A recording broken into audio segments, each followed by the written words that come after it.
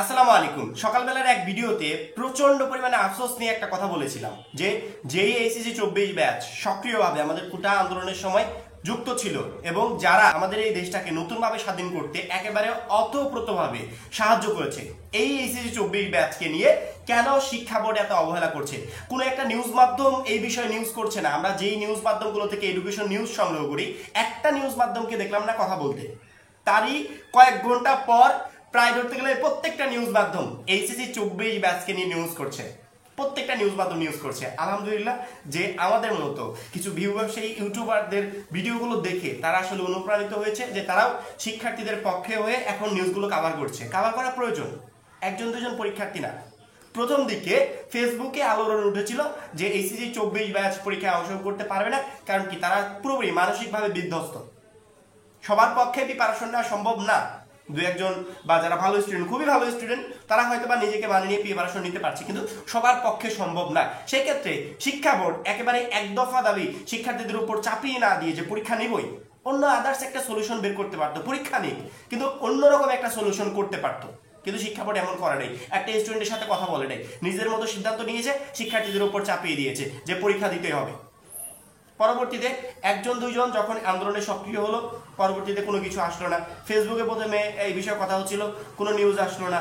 পরবর্তীতে শিক্ষার্থীরা মাঠে নামলো, 4 জন 5 জন 10 জন এরকম করে মাঠে নামলো, কোনো কথা আসছে না। পরবর্তীতে সকল বোর্ডের শিক্ষার্থীরা পার্সোনালি সিলেট বোর্ডে, রাজশাহী বোর্ডে প্রত্যেক বোর্ডের শিক্ষার্থীরা শিক্ষা মন্ত্রণালয়ের সামনে গিয়ে আন্দোলন করতে শুরু করলো। 10 জন 15 জন 20 জন। এখন কি অবস্থা? ঢাকা বোর্ডের প্রায় ধরতে গেলে প্রত্যেকটা জায়গায় এই আন্দোলন হচ্ছে, অটোপাসের দাবিতে আন্দোলন হচ্ছে। এসএসসির রেজাল্ট দিয়ে যেন এইচএসসি তে প্রমোশন করা হয়, এই বিষয়ে আন্দোলন হচ্ছে। বাংলাদেশের প্রত্যেকটা জায়গা হচ্ছে। আজকের এই আপডেট, কালকে সকল জায়গায় হবে, পরশুদিন এর থেকেও বেগবার হবে। শিক্ষা বোর্ড কি এখনো চুপ করে থাকবে? এই বিষয়ে সকল নিউজ মাধ্যম নিউজ করছে। তোমরা যদি ডেইলি ক্যাম্পাসের নিউজটা দেখো তোমাদের বিষয়ে নিউজ করেছে।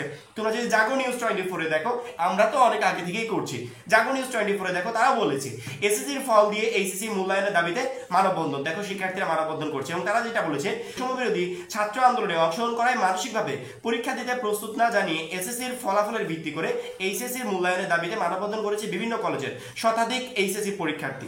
শনিবার 17 আগস্ট দুপুর 2:30টায় কেন্দ্রীয় শহীদ মিনারের সামনে এইচএসসি 24 ব্যাচ ঢাকা বোর্ডের ব্যানারে মানববন্ধন কর্মসূচি পালন করে।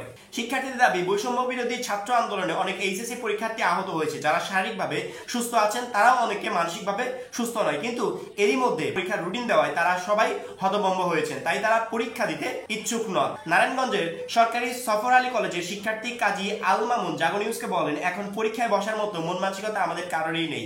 এখন আমরা চাই আমাদের এসএসসির যে সাবজেক্টগুলো আছে সেগুলো ফলাফলের ভিত্তিতে এইচএসসির ফলাফল ম্যাপিং বিলম্বে একটা সিদ্ধান্ত গ্রহণ করা হোক। আমি বারবার করে এটাই বলছিলাম যে আপনারা কেন এইচএসসি 24 ব্যাচকে নিয়ে বসছেন না, তাদের সাথে কেন কথা বলছেন না? আপনারা যে পরীক্ষা নেবেন অবশ্যই তার যৌক্তিক কারণ আছে, সেই কারণগুলো শিক্ষার্থীদেরকে বোঝান, বা শিক্ষার্থীরা যে আন্দোলন করছে এগুলাও তো প্রত্যেকটা যৌক্তিক কারণ, এই কারণগুলো একটু শুনুন।